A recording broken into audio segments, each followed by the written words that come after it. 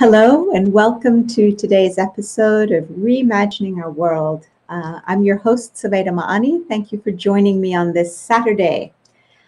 All right, last time we talked about the fact that recently it's come to light that during the 20th century we came a lot closer to nuclear war than we ever thought.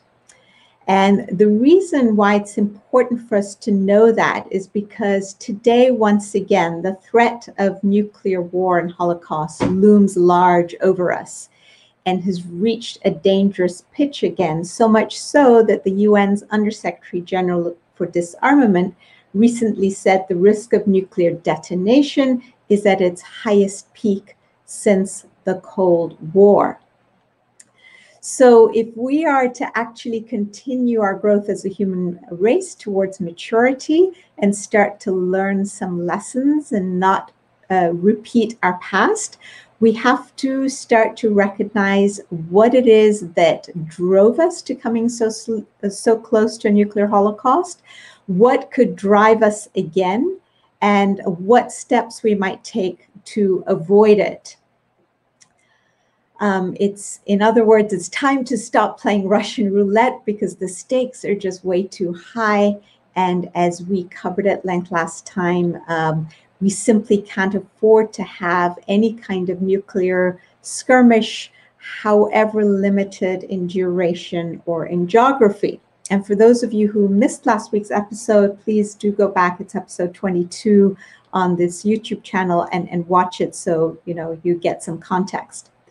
Now, in order to understand what led us to getting so close to nuclear war, we need to ask ourselves, what are the main drivers that cause nations to want to have nuclear weapons?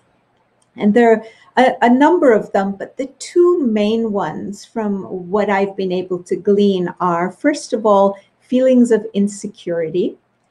It can arise because a nation feels like they don't have enough conventional arms to oppose the forces of another nation with conventional arms. Or it could be the feeling on the part of a non-nuclear weapons state that in order to feel secure in the face of a neighbor that has nuclear weapons, that they too need to have nuclear weapons. It also stems from another driver, which is the sense of unfairness on the part of many nations who don't have nuclear weapons, that, wait a minute, what kind of a system is this? Why do a handful of nations get to have nuclear weapons and the rest of us don't? And that sense of fundamental unfairness and injustice and lack of a level playing field causes them to pursue nuclear weapons. And we saw this in spades when Pakistan, for instance, went in search of nuclear weapons. If you read a lot of the quotes from the person who's considered the father of the nuclear bomb in Pakistan, A.Q. Khan, a lot of it has to do with the fact that, wait a minute, we too deserve to have our own nuclear weapons programs. Why should other nations have these weapons and we be deprived of them? So the feeling of unfairness is part of this whole scheme. So the two main drivers are a feeling of insecurity and injustice, and a sense also that in order to garner respect in the world, somehow as a nation, you need to have nuclear weapons, because then other nations sit up and pay attention to you. And unfortunately, this is reflected in the fact that the permanent members of our Security Council are all nuclear weapons states. So we've kind of crafted the system that has built into it this implicit message and incentive that if you want to be taken seriously and be a big player in the international arena, you really need to have nuclear weapons. And that's a really unfortunate message. So, one piece of the puzzle, now we're looking at the solution, right? Last time, we looked at one piece of a potential solution as we reimagine our world, right? Which is our goal here in this series, and say, well, what could we be doing differently? And the piece that we covered last time was the importance of having an international intelligence and inspections agency. But that's just one small piece. There is another piece of this imagined solution to this particular problem of avoiding nuclear holocaust. And that is the need to create a viable system of collective security in the world. This is actually a really crucial idea, and it is comprised of several components that I want to share with you. So the first idea I have here is that it's time for us at the global level to create an international commission. Now, ideally, this would happen once we created that world legislative institution that we talked about, a world parliament that would be truly representative of the peoples of the world, in which everyone's voice would be heard and that could pass binding legislation. Now, that body ideally would set up an international commission whose job would be to determine the amount of arms, including nuclear weapons, that each nation has right now, and also determine the amount that each nation needs in order to maintain peace within its borders and a certain modicum of self-defense.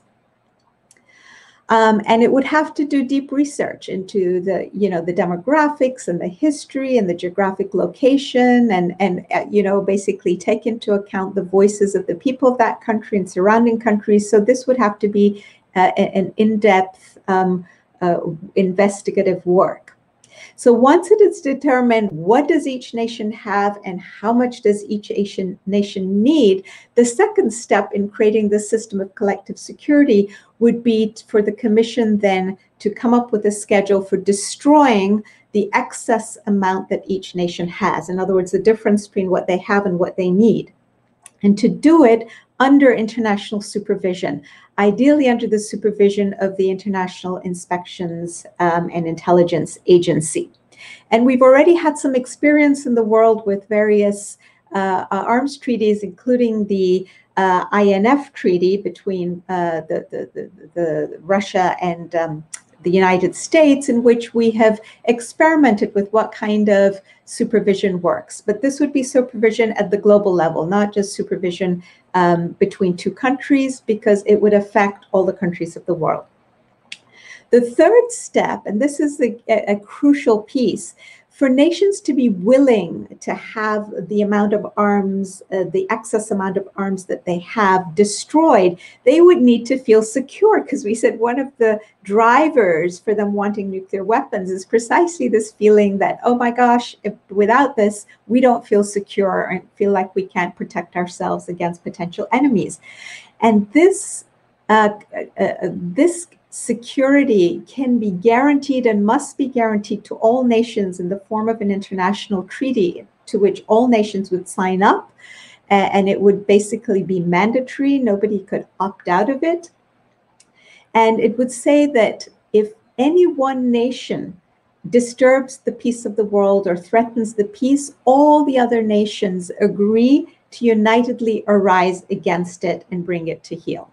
So we're no longer in a world where we're doing what we're doing right now, where nations look at security guarantees from a nation. For instance, in Northeast Asia, looking at the United States. This is South Korea and Japan looking to the United States to try to provide them with a guarantee in the event that North Korea attacks them, right? So we get rid of all this toing and froing and bilateral and groups of nations coming up with deals amongst themselves and then unraveling those deals and going and making deals with others. This would be a global, robust system in which everybody's signed on to it and all nations realize, yes, we all are protected by this security guarantee. And then the fourth step would be to monitor to ensure that there's no further production of new weapons, either conventional arms that go beyond that limited amount that's been determined by the Commission that each nation needs, or any new development of weapons of mass destruction. So there has to be a moratorium.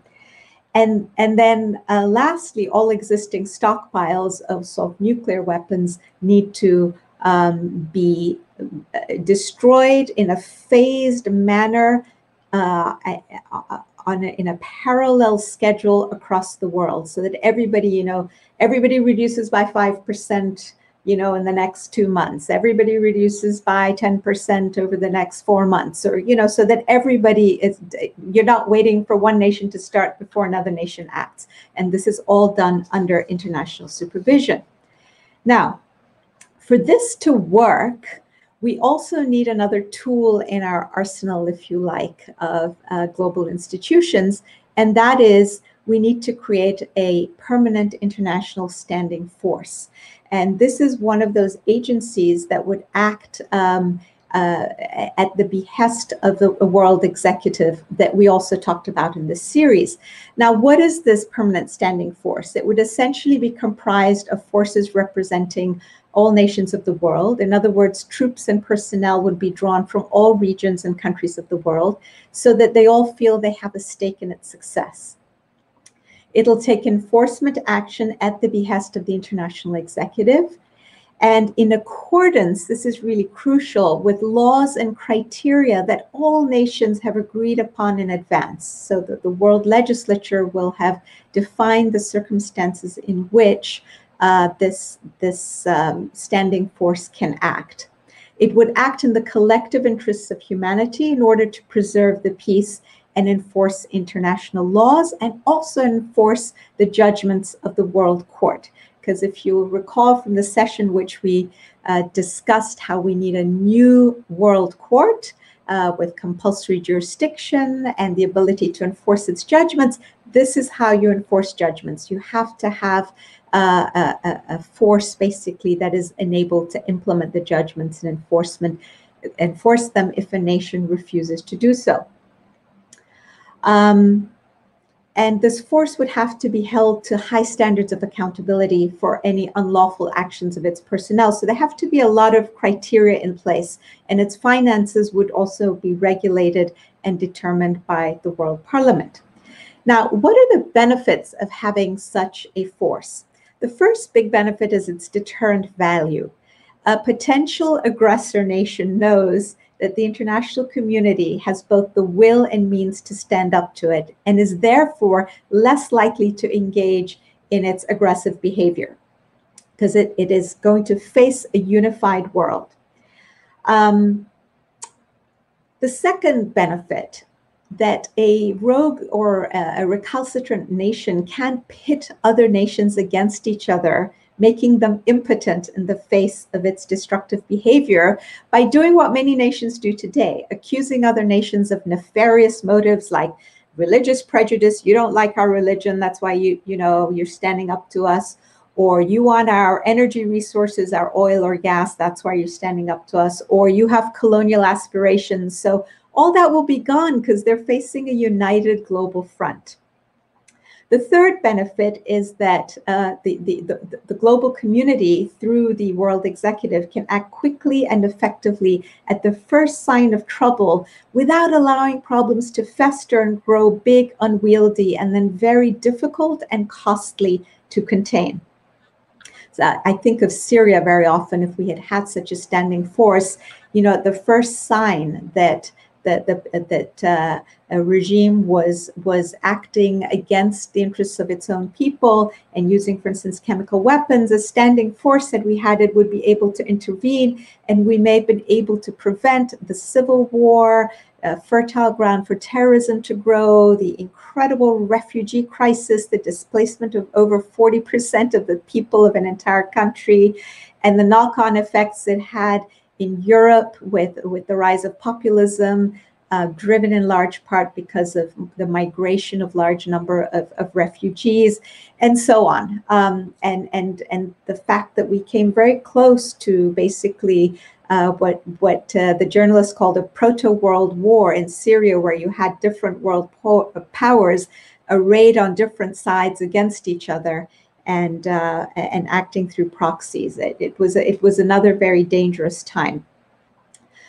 So also, another benefit is that having a ready deployable force will bolster the credibility and authority of a world executive. So instead of having a Security Council that continually issues resolutions calling for a nation to cease its bad behavior, like the Security Council did with respect to Iraq when it had an illegal nuclear weapons programs, and having Iraq just ignore it, and the Security Council lose its credibility. Here you would be able to maintain the credibility and authority of a world executive.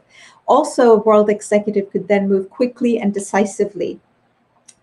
Another benefit is no one country would have the burden of being the world's policeman, with a high cost in lives and money, and a thankless task that often leads to backlash because there is blame apportioned about, well, what are your motives in engaging in this policeman-like behavior?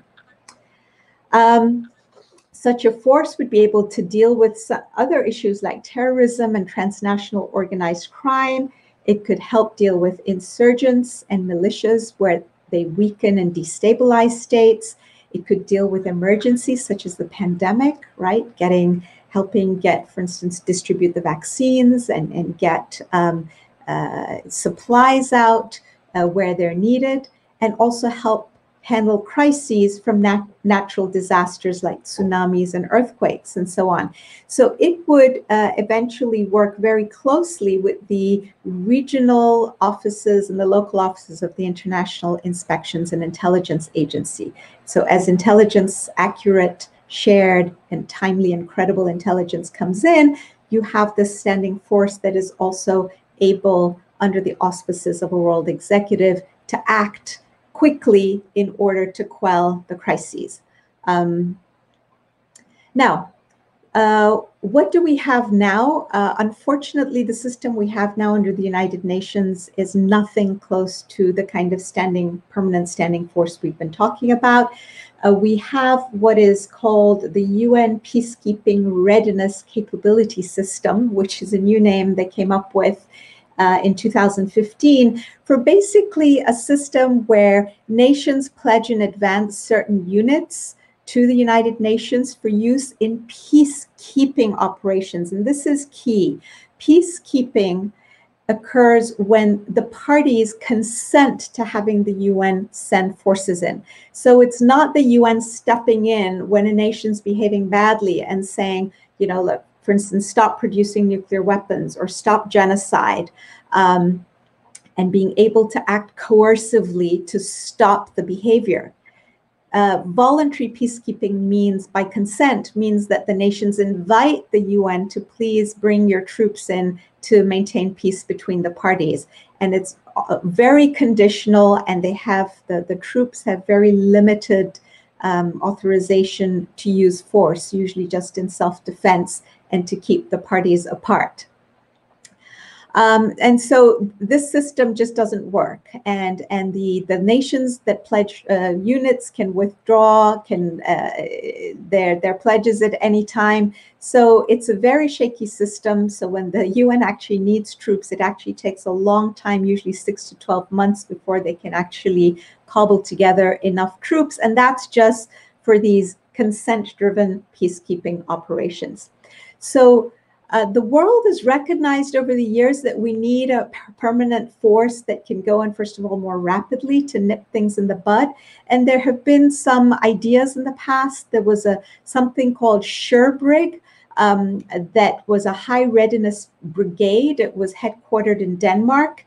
And basically you had 4,000 to 5,000 troops that had been pledged by 11 different countries to go in when there was a hot spot in the world and to be there very quickly to try and help, quell the problem. But that was wrapped up, unfortunately, in 2009.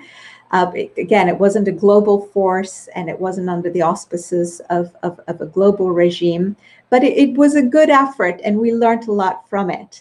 And there's been another idea of having a UN 911, in other words, a permanent force of 10 to 15,000 volunteer personnel that would receive the best training and equipment possible. And there have been ideas around that, and the ideas have recently, again this year, been resurrected, and it's being discussed again. What I propose as a possible plan forward is a 3-step incremental process that the world could pursue. So here are the steps. The first step is to create a network of coherent regional security organizations that encompass the whole planet. So we know, for instance, that the African Union has a standby force. It's the force of the African Union. The EU tried to have a rapid reaction force in 1999 and is now proposing it again. 14 countries in the EU have again said, let's try this again, so that they can go in again when there are hotspots in the world and help quell the problems, or hotspots in their own backyard. What we need to do, in other words, is to encourage the creation of new regional security arrangements, for instance, in Southeast Asia, in Northeast Asia, in the Middle East, Central America, where they have a big gangs problem, and they've been talking about doing this for a while, but haven't yet.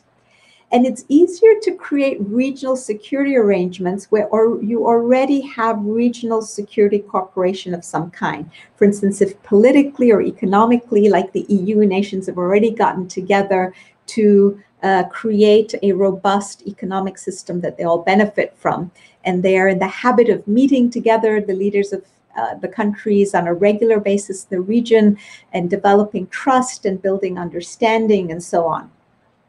It's easier to start regionally because it's easier for nations to cede sovereignty over security to a regional organization that they may feel is closer to them, is more representative of their interests, where there are more commonalities in language, culture, way of life, and mentality. By doing this, you're also starting to create pockets, albeit regional pockets, of collective action. So you're creating a culture of collective action within each region. And they have a strong incentive of self-interest, because if anything happens in that region, they're the ones who are going to be hit first and be affected.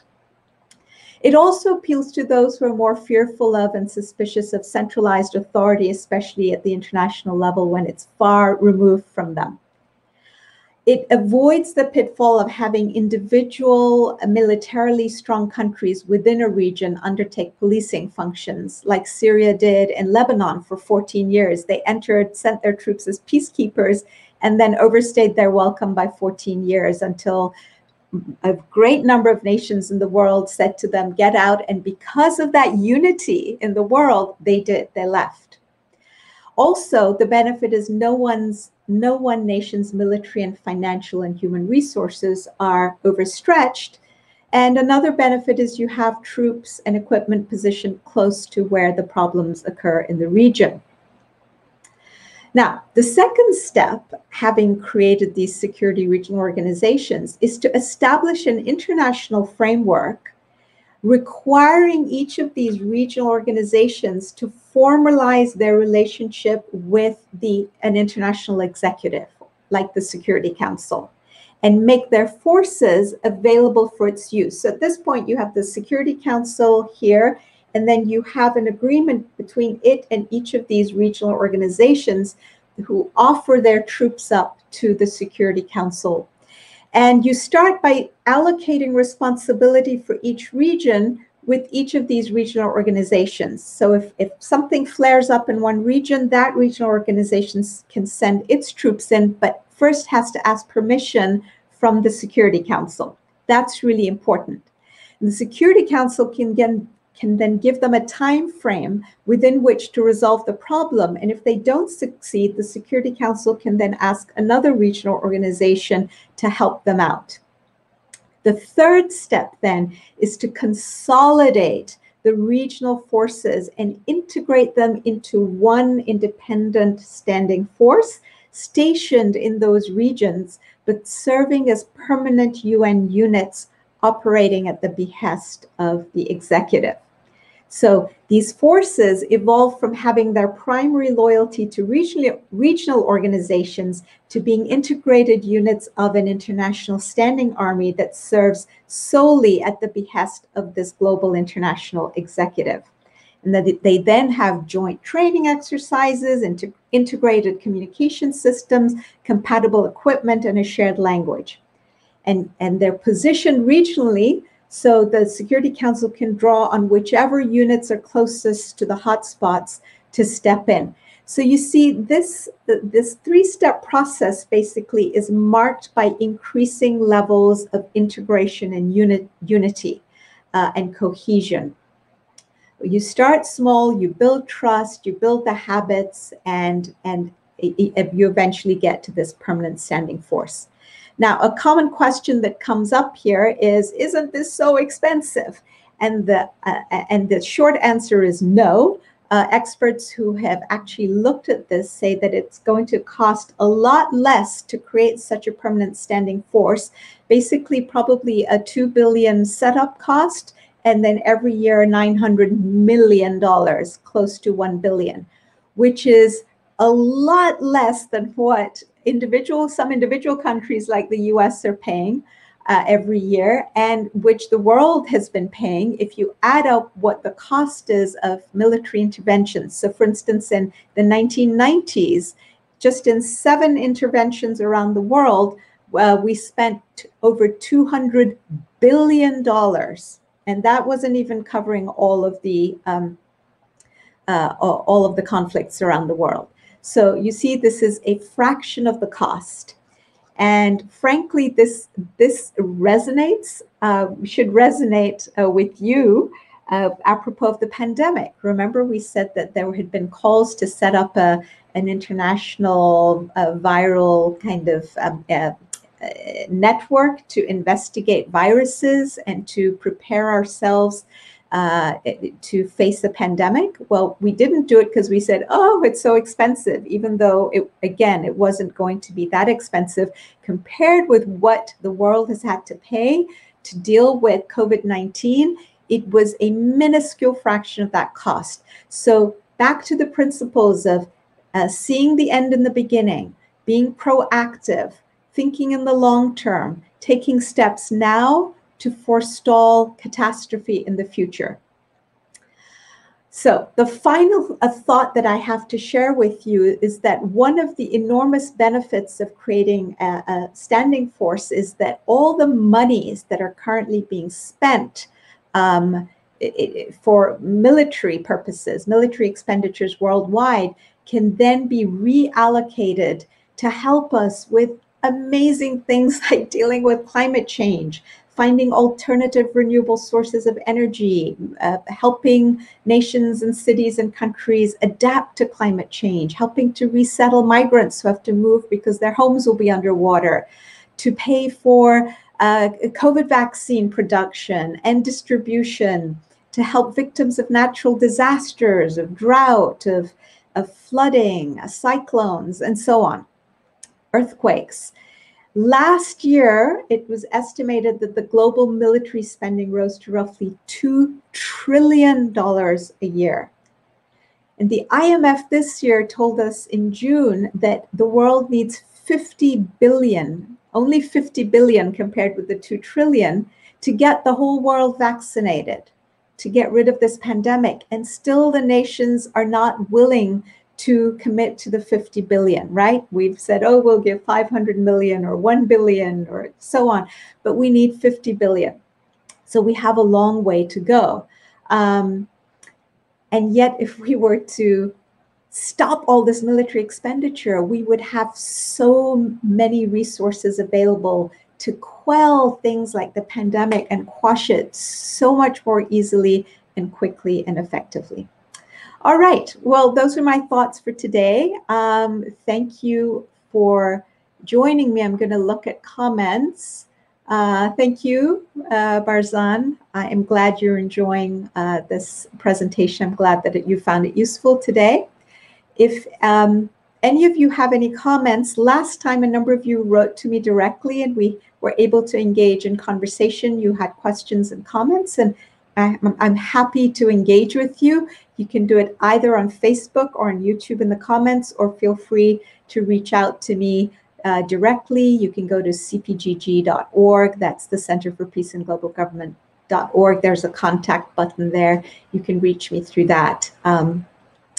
Otherwise, I think that that's it for today.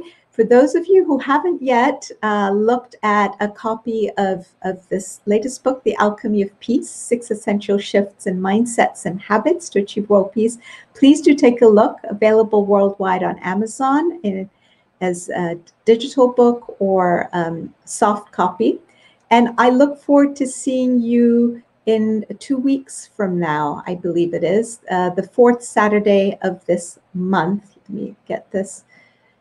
And thank you again very much. Look forward to seeing you and to hearing from you. Take care. Bye-bye.